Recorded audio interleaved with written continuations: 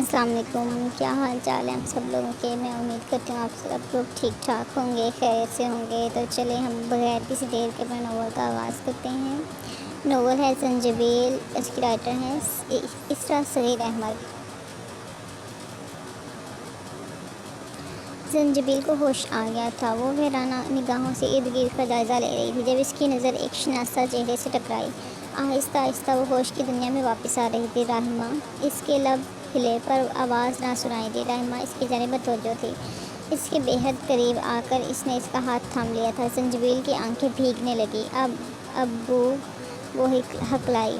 صبر کرو زونی، اس کے علاوہ کچھ بھی ہمارے اختیار میں نہیں۔ رحمہ نے اسے دلاسا دیا۔ یہ کہنا آسان ہے رحمہ، پر صبر کرنا بہت مشکل کام ہے۔ وہ آنسو صاف کرتی بہت مشکل سے بولی۔ مشکل ہی تو ہمارا امتحان ہوتا ہے، وہ اس کا ہاتھ تھپک کر بولی۔ میں کوشش کروں گی، وہ آنکھیں رگڑتے ہوئے بولی۔ تبھی دروازے پر کھٹکا ہوا۔ اندر آنے والا زونی کے لیے اجنبی تھا۔ اس نے فوراً دوپٹہ سر پر جمایا تھا۔ وہ صدمے سے بے ہوش تو ضرور ہوئی تھی، پر اس نے اپنے حواس پر قابو رکھا تھا۔ زونی، یہ میرے بھائی ہیں رحیم، اور بھائی یہ زونی ہیں۔ رحمہ نے دونوں کا تعارف کروایا۔ دونوں نے ایک نظر ایک دوسرے کو دیکھا اور نگاہ بدل لی۔ میں نے ڈاکٹر سے پوچھا ہے، ان کا کہنا ہے اب ان کو گھر لے جایا جا سکتا ہے۔ یہ حالت ان کے ذہنی دباؤ کی وجہ سے ہوئی تھی، اب یہ ٹھیک ہیں۔ اس نے رحمہ کی جانب دیکھ کر تفصیل بتائی۔ میں سمجھ سکتی ہوں زونی، تمہیں صبر سے کام لینا ہوگا۔ اس زنجبیل کی آنکھوں میں بڑھتے آنسو دیکھ کر رحمہ نے اسے دلاسا دینا چاہا۔ میں گھر جانا چاہتی ہوں، آنسو رگڑ کر وہ اٹک کر بولی۔ Okay, but please relax. رحمہ سے اس کی حالت دیکھنا بے حد دشوار تھا۔ رحیم کمرے سے نکل چکا تھا، وہ گھر واپس آ چکی تھی۔ رحمہ اسے گھر چھوڑ کر واپس جا چکی تھی۔ تعزیت کے لیے آنے والوں کا تانتا بندھا ہوا تھا۔ اس کو آفس سے چھٹی ملی ہوئی تھی۔ اسے آنے والوں کے بناوٹی لہجوں سے بہت وحشت ہوتی تھی، پر یہ سب تو رسم دنیا تھا۔ اسے نہیں یاد تھا کہ آج تک وہ کسی پرائے کے مرنے پر روئی ہو یا اداس ہوئی ہو۔ تو اس کے باپ کے مرنے پر کسی کو کیا دکھ ہونا تھا بھلا؟ لوگ تو بس رسم نبھا رہے تھے۔ وقت نے گزرنا تھا، وہ تو گزر ہی رہا تھا، پر اس کی رفتار بہت آہستہ تھی۔ سدید صاحب کو گزرے 40 دن ہو چکے تھے، پر ثریا بیگم کو کل ہی کی بات لگتی تھی۔ ان کی رفاقت میں گزرے ماہ و سال کی یادیں ان کو ہر وقت ڈستی رہتی تھیں۔ تمام یادیں خوشگوار نہ تھیں، پر وہ ایسی بیوی تھی جن کو جیون ساتھی کی ہر ادا بھاتی تھی۔ ان کا اس طرح چلے جانا ان کے لبوں کی مسکراہٹ چھین کر لے گیا تھا۔ اب وہ بے حد خاموش اور سنجیدہ رہنے لگی تھیں۔ زونی کو اپنی ماں کی یہ حالت مزید رلاتی تھی، اور وہ اس کے سوا اب کر بھی کیا سکتی تھی۔ 1 مہینے کے بعد اس نے آفس جانا شروع کر دیا تھا۔ نوید بھی دکان پر باقاعدگی سے جانے لگا تھا۔ وقت نے ان کو سنبھالا دے دیا تھا، پر وہ ایک خلا ایسا تھا جسے کوئی پر نہیں کر سکتا تھا۔ ہاں، پر وقت ہر زخم پر کھرونٹ باندھ سکتا تھا۔ وہ ایک سنسان سڑک پر گاڑی کھڑی کیے بونٹ سے ٹیک لگائے کھڑا تھا۔ دور کہیں خلاؤں کو گھور رہا تھا۔ اس کی آنکھیں سرخ تھیں، گویا بہت مشکل سے خود کو رونے سے باز رکھے ہوئے تھا۔ اس کا رنگ سرخ ہو رہا تھا، جو اس کی اندرونی کیفیت کا پتہ دے رہا تھا۔ وہ شاید کسی شدید دکھ کے زیر اثر تھا۔ تبھی اس کا فون رنگ کرنے لگا، جو اس کی حالت کو دیکھ کر ہوا تھا۔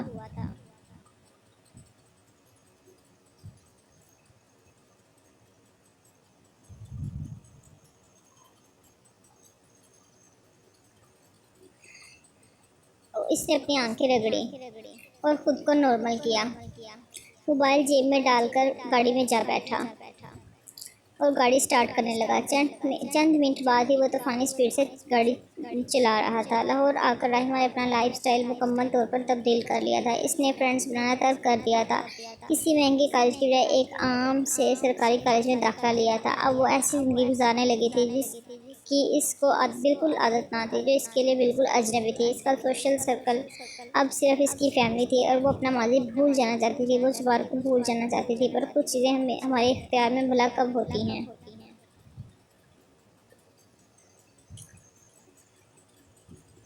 عباسی صاحب نے نیا مینیجر رکھا تھا۔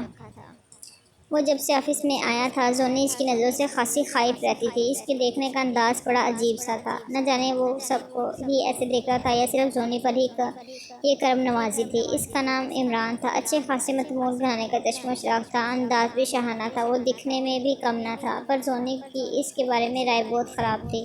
اس کو ذرا بھی اچھا نہ لگتا تھا۔ وہ کافی مرتبہ زونی سے فرینک ہونے کی کوشش کر چکا تھا اور زونی اس کی کوئی کوشش کامیاب نہ ہونے دیتی تھی۔ اس دن وہ پوائنٹ کے انتظار میں کھڑی جب عمران نے اپنی ہیوی بائک اس کے سامنے آ کر روک دی۔ زنجبیل سٹپٹا گئی۔ وہ اتنی ہمت کر لے گا اس نے کبھی سوچا نہ تھا۔ آئیے میں آپ کو چھوڑ دیتا ہوں، وہ سن گلاسز اتارتے ہوئے بولا۔ نہیں شکریہ، میں چلی جاؤں گی، وہ دوپٹہ سر پر کستے ہوئے بولی۔ دیکھیے مس، گرمی بہت ہے، آپ کہاں بسوں میں دھکے کھاتی پھریں گی؟ وہ بائک سے اترا تھا، اس کے لہجے میں ایک نرم سا تاثر تھا۔ دیکھیے سر، میں روزانہ اسی گرمی میں بسوں کے دھکے کھا کر گھر جاتی ہوں اور آپ کو ٹینشن لینے کی ضرورت نہیں۔ وہ اسی کے انداز میں اس کو بہت کچھ باور کروا چکی تھی۔ وہ مسلسل ادھر ادھر دیکھ رہی تھی۔ وہ آفس سے کچھ ہی فاصلے پر کھڑی تھی۔ آتے جاتے لوگ ان دونوں پر ایک نگاہ ڈالنا کبھی نہ بھولتے تھے۔ میں آپ کو روزانہ پک اینڈ ڈراپ دینے کو تیار ہوں، وہ مسکرا کر بولا۔ مجھے ضرورت نہیں، آپ اپنا وقت ضائع مت کیجیے، اس نے رکھائی سے جواب دیا۔ تبھی اس کو بس آتی نظر آ گئی۔ وہ مزید کچھ بول رہا تھا پر زونی نے توجہ نہ دی اور بس کی جانب بڑھ گئی۔ عمران کافی دیر وہاں کھڑا رہا تھا۔ نخرہ جچتا بھی ہے، وہ کی چین انگلی میں گھماتے ہوئے بولا۔ ایک آنسو اس کے گال پر لڑک آیا تھا۔ ابا کو گزرے دن ہی کتنے ہوئے تھے اور ایک نئی آزمائش آن پہنچی تھی۔ یا اللہ، اب کوئی اور امتحان نہ لینا، اتنا حوصلہ نہیں ہے مجھ میں، وہ آنسو رگڑ کر بولی۔ وہ نہیں جانتی تھی کہ قسمت اس کو کہاں لے کر جا رہی ہے۔ نوید دن بدن چڑچڑا ہوتا جا رہا تھا۔ ذمہ داری کیا ہوتی ہے یہ اسے باپ کے مرنے کے بعد پتہ چلا تھا، لیکن وہ زیادہ عرصہ ذمہ داری نبھا نہیں پایا تھا۔ بلا وجہ روک ٹوک کرنے لگا تھا، کبھی ہادیہ کو تو کبھی زنجبیل کو تو کبھی اماں کو۔ کھانے میں بھی 100 طرح کے نقص نکالتا، ہر وقت لٹھ لیے گھومتا رہتا۔ راتوں کو دیر سے گھر آنے لگا تھا۔ سریا بیگم کا غم سے برا حال تھا۔ اب تو وہ بھی بلڈ پریشر کی مریضہ بن چکی تھی۔ زنجبیل نے ہر ممکن ان کو سنبھالنے کی کوشش کی تھی، پر شوہر کے بعد اب اپنے لاڈلے سپوت کا غم انہیں کھائے جا رہا تھا۔ ہادیہ کا رویہ بھی سب کے ساتھ بے حد بگڑ چکا تھا۔ اب اس کا زیادہ وقت میکے میں ہی گزرتا تھا اور نوید کو اب اس بات کی کوئی پرواہ بھی نہ تھی۔ مما، یہ رحیم بھائی دن بدن عجیب سے ہوتے جا رہے ہیں۔ آئمہ اپنے ٹیب پر سب وے پرنسس کھیلنے میں مصروف تھی جب اچانک اس کو ایک نئی بات یاد آ گئی۔ کیوں بیبی، آپ نے ایسا کیا فیل کر لیا ہے بھائی میں؟ وہ بھی فون میں بزی تھی، پر آئمہ کو مسکرا کر جواب دیا۔ اب وہ مجھے کہیں گھمانے کے لیے بھی نہیں لے کر جاتے اور اب تو گھر پر بھی کم پائے جاتے ہیں۔ اس نے فون بند کر کے ایک سائڈ پر رکھ دیا تھا۔ اس کے لہجے میں بے حد ملال تھا۔ تو میری جان، وہ اپنے فرینڈز کے ساتھ بزی ہوتا ہے نا اب، اور ویسے بھی اب تو آپ کی اپنی اتنی ساری فرینڈز بن چکی ہیں، آپ ان کے ساتھ ٹائم سپینڈ کیا کرو، وہ مسکرا کر اس کو سمجھا رہی تھی۔ بٹ ماما، فرینڈز اپنی جگہ اور فیملی اپنی جگہ، ہم سب کو تو اب بالکل بھی وقت نہیں ملتا گیدرنگ کا۔ وہ خاصی جذباتی ہو رہی تھی اور جویریہ باسی کو یہ بات پسند نہیں آ رہی تھی۔ ہر کسی کی اپنی لائف ہوتی ہے بیٹا، ہم کسی پر اپنی مرضی کی رائے مسلط نہیں کر سکتے۔ Why don't you understand that? Javeria آئمہ کے ساتھ اپنے تعلقات بگاڑنا نہیں چاہتی تھی۔ اب صرف وہی ان کے ہاتھ میں تھی، باقی بچے اب ان کے پروں کے نیچے سے نکل چکے تھے۔ ان کو فکر تھی کہ آئمہ بھی کہیں رحمہ کے نقش قدم پر نہ چل پڑے۔ اس کے لیے وہ زیادہ تر اس کو اپنے ساتھ بزی رکھتی، پر وہ چاہ کر بھی دونوں کو الگ نہیں کر سکتی تھی۔ آخر وہ دونوں سگی بہنیں تھیں اور ان کی پیاری بیٹیاں تھیں۔ شروع میں رحمہ اپنی کلاس کے مطابق موو کرتی تھی، تب وہ ان کی سب سے پیاری بیٹی تھی۔ وہ ڈانس میں اتنی مہارت رکھتی تھی کہ دیکھنے والا سراہے بنا نہ رہ پاتا تھا، پر اب وہ بہت ڈل اور بورنگ ہو گئی تھی۔ اس کا لائف سٹائل اب کسی تھرڈ کلاس لڑکی جیسا تھا، جس کی وجہ سے انہیں آئمہ کے مستقبل کے حوالے سے کافی سارے اندیشے ہر وقت بے چین رکھتے تھے۔ وہ نہیں چاہتی تھی کہ وہ بس فیملی تک محدود ہو کر رہ جائے، پر اب ان کی یہ تکرار ان کو کافی زچ کر رہی تھی اور آئمہ بھی ماں کے بدلتے تیور ملاحظہ کر چکی تھی۔ تبھی چپکے سے اٹھ کر منہ لٹکائے اندر چلی گئی تھی۔ کدھر کھویا ہوا ہے بڑی؟ اس کے ساتھ بیٹھے ایک لڑکے نے اس کی کمر پر دھپ لگائی۔ کچھ نہیں یار، بس وہ میڈم ہاتھ نہیں آ رہی۔ وہ اپنے بالوں میں ہاتھ پھیرتے ہوئے بولا۔ تو کیا مسئلہ ہے، اٹھوا لیتے ہیں اسے، ان چار کے گروپ میں ایک لڑکا بولا۔ نہیں دوست، یہ کسی مسئلے کا حل نہیں ہے، وہ ٹھنڈے دماغ سے کام لیتے ہوئے بولا۔ تو پھر گن پوائنٹ چوتھے نے بھی حصہ ڈالا۔ ابے گدھو، یہ بدماشیاں دکھانے کی ہر جگہ ضرورت نہیں ہوتی، جو کام زبان کرتے وہاں ہاتھ کو زحمت نہیں دیتے۔ وہ ان کو جھڑک کر بولا تو کھسیا کر ہنسنے لگے۔ اوکے باز، پر جب ضرورت پڑے اشارہ کر دینا۔ ان میں سے ایک باز کا کندھا تھپتے ہوئے بولا، جب کہ اس کا باز کسی گہری سوچ میں غلطاں تھا۔ زندگی کا فلسفہ بھی بڑا عجیب ہے، کسی عام ذی نفس کی سمجھ میں کبھی نہیں آتا۔ رحمہ بھی کچھ سمجھ نہیں پا رہی تھی کہ وہ کیا کرے۔ وہ اب نارمل سی رہنے لگی تھی جب عباس صاحب اس کو اپنے ایک دوست کے جو کہ سائیکٹرسٹ بھی تھے ان کے پاس لے گئے۔ ان کے ساتھ رحمہ کے چند سیشنز ہوئے تھے اور اس نے جان لیا تھا کہ وہ نیک فطرت شخص ہے۔ اس نے اپنا ماضی اس کے سامنے ورق کھول دیا تھا، وہ سب جو وہ اپنے ماں باپ کو بھی نہ بتا پاتی تھی، اور وہ اس نے باسط صاحب کو بتا دیا تھا۔ انہوں نے خاموشی سے سب سنا۔ آپ اپنا لائف سٹائل بدل لیں اور مناسب سمجھے تو شہر بھی۔ ماضی کو نہ بدلا جا سکتا ہے، نہ بھلایا جا سکتا ہے، پر اس کو دبایا تو جا سکتا ہے نا۔ سب سننے کے بعد وہ مطمئن انداز میں مبروچ چکا کر بولے، اور وہ بس خاموشی سے ان کو دیکھتی رہی۔ وہ پہلی بار نہیں تھا۔ اس کے بعد عمران کی ضرورت کافی بڑھ گئی تھی۔ اب وہ اکثر و بیشتر اس کو لفٹ کی آفر کرنے لگا تھا۔ زونی اس کو سمجھا کر عاجز آ چکی تھی۔ اس نے سوچ لیا تھا کہ وہ عباسی صاحب کو اس کی شکایت کرے گی۔ وہ عمران کے ساتھ بدتمیزی نہیں کر سکتی تھی، وہ اس کو کسی فلم یا ڈرامے کی ہیروئن کی طرح تھپڑ نہیں مار سکتی تھی، کیونکہ یہ الٹا اسی کو مہنگا پڑنا تھا۔ تھپڑ کی تکلیف تھوڑی دیر ہوتی ہے، پر بے عزتی عمر بھر ساتھ رہتی ہے اور انتقام لینے پر اکساتی رہتی ہے۔ اور زونی میں اتنی عقل تو تھی، وہ بنا کسی ٹھوس وجہ کے اپنا دشمن نہیں بنا سکتی تھی، کیونکہ عمران نے اس سے کبھی بدتمیزی نہیں کی تھی، پر اس کی حرکات اور دیکھنے کا انداز زونی کو بہت زچ کرنے لگا تھا۔ ٹھیک ہے، اب ایسا ہے تو ایسا ہی صحیح، وہ بڑبڑائی۔ وہ پوری ہمت جمع کر کے لنچ بریک میں ان کے آفس پہنچ گئی تھی۔ ان کے آفس میں جانے کے دو راستے تھے۔ ایک بیک سائڈ پر تھا جو ایمرجنسی میں استعمال کیا جاتا تھا اور اسے صرف عباسی صاحب یا ان کا خاندان ہی استعمال کرتا تھا، اور دوسرا وہ جسے سب لوگ استعمال کر کے ان کے آفس تک پہنچتے تھے۔ وہ بھی ان سب کی طرح سیدھے راستے کو جانتی تھی۔ اس نے گہرا سانس لے کر دروازے پر دستک دی۔ کم آن کی آواز پر وہ اندر داخل ہو گئی۔ سامنے کرسی کا رخ کمپیوٹر کی جانب موڑے، کمپیوٹر پر تیز کچھ ٹائپنگ کرتے وہ کافی مصروف معلوم ہوتے تھے۔ سر، آپ سے کچھ بات کرنی ہے، وہ ہاتھ مسلتے ہوئے بولی۔ سن رہا ہوں، مصروف سی مگر روک در آواز سنائی دی۔ سر، وہ عمران صاحب آج کل مجھے بہت پریشان کر رہے ہیں، آپ پلیز انہیں سمجھا دیں، میں اس قسم کی فضولیات افورڈ نہیں کر سکتی۔ وہ آنکھیں جھکائے ایک ہی سانس میں بولتی گئی۔ تبھی کرسی کا رخ گھما اور سامنے والے شخص کو دیکھ کر زنجبیل کو گویا سانپ سونگھ گیا تھا۔ اس نے ذہن پر زور دینا شروع کیا کہ اس نے اس شخص کو کب دیکھا ہے۔ سڑک پر گاڑی کے سامنے آتے وقت وہ اس کو ڈانٹ رہا تھا، آفس میں اس کو روکنے پر وہ باس کو فون ملا رہا تھا، اور آخری بار ہسپتال کے کمرے میں رحمہ کے ساتھ کھڑا تھا، اور آج یہاں آفس میں۔ کیا عہدہ ہے عمران صاحب کا دفتر میں؟ اس نے بالکل ایسے پوچھا گویا وہی اس کا باس ہو۔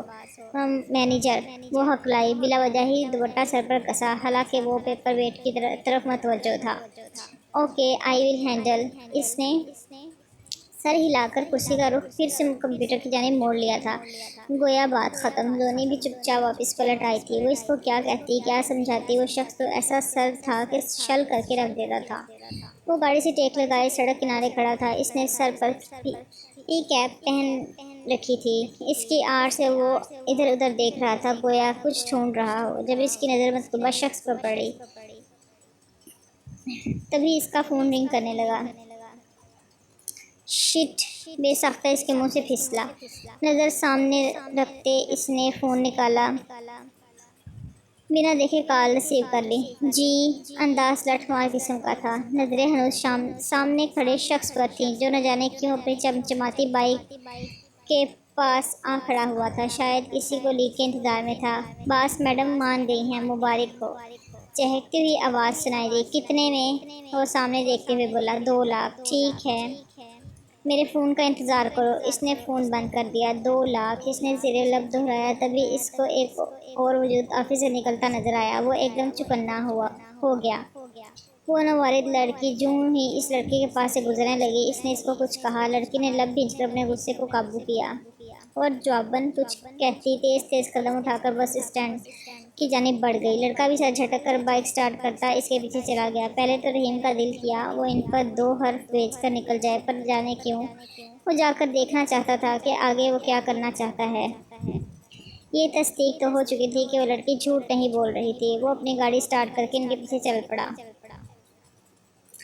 زونی جب آفس سے نکلی تو وہ مصیبت پھر سے اس کی راہ میں موجود تھی۔ وہ تیز قدم اٹھاتے ان کے پاس سے گزر جانا چاہتی تھی۔ آئیے مس سنجیوی، میں آپ کو چھوڑ دیتا ہوں گھر۔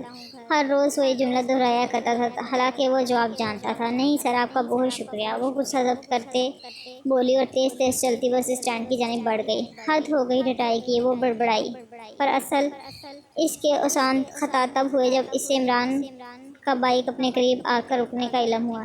عمران کی بائک اپنے قریب رکنے کا علم ہوا۔ اس نے ارد گرد ایک نگاہ دوڑائی تو لوگ تو بہت تھے، پر اپنا کوئی نہ تھا جسے وہ مدد کے لیے پکارتی۔ دیکھیے مس، شاید آپ مجھے اب تک کوئی لفنگا ٹائپ شخص سمجھتی ہیں، بٹ وہ کچھ کہنے والا تھا جب ایک گاڑی ان کے قریب آ کر ایک جھٹکے سے رکی۔ دونوں بیک وقت چونکے تھے۔ وہ گاڑی رحیم عباسی کی تھی۔ عمران کے چہرے پر خوف کی پرچھائیاں تھیں۔ اس کے برعکس زونی تھوڑی سی حیران اور تھوڑی سی پریشان سی تھی۔ اللہ جانے وہ کس انداز میں بات کرتا۔ عمران اسے سمجھا بھی پاتا یا معاملہ مزید بگاڑ دیتا۔ سچ تو یہ تھا کہ زونی اس کو کہنے کے بعد مسلسل اسی سوچ میں تھی، اس نے ٹھیک کیا یا غلط، پر اب بات منہ سے نکل چکی تھی۔ اب جو ہونا تھا اسے روکا نہیں جا سکتا تھا۔ کھلے شیشے سے وہ بغور عمران کو دیکھ رہا تھا۔ کیا کوئی مسئلہ ہوا ہے؟ میں آئی ہیلپ یو؟ وہ عمران کو دیکھتا ہوا بولا، گویا کوئی بڑی گہری دوستی یاری ہو۔ نو سر، وہ ہکلایا۔ تو پھر یہاں کیا تماشا لگا رکھا ہے؟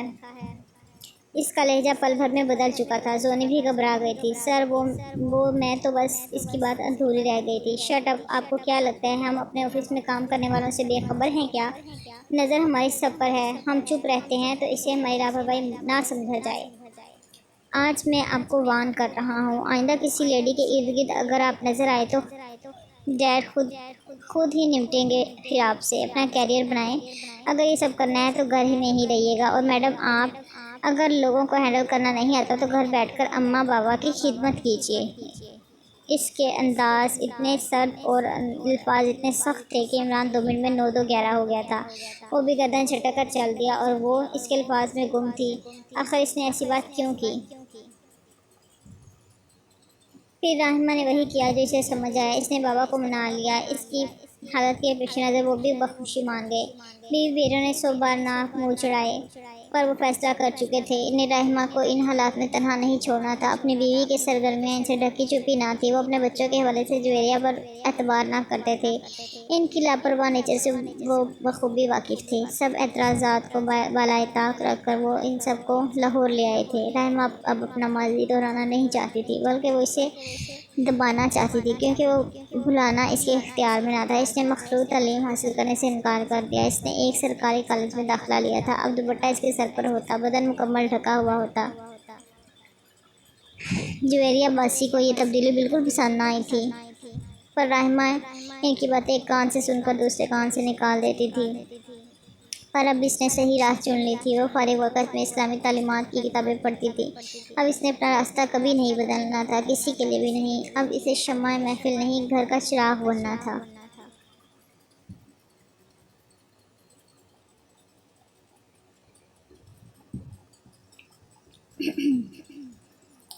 نوید نے دکان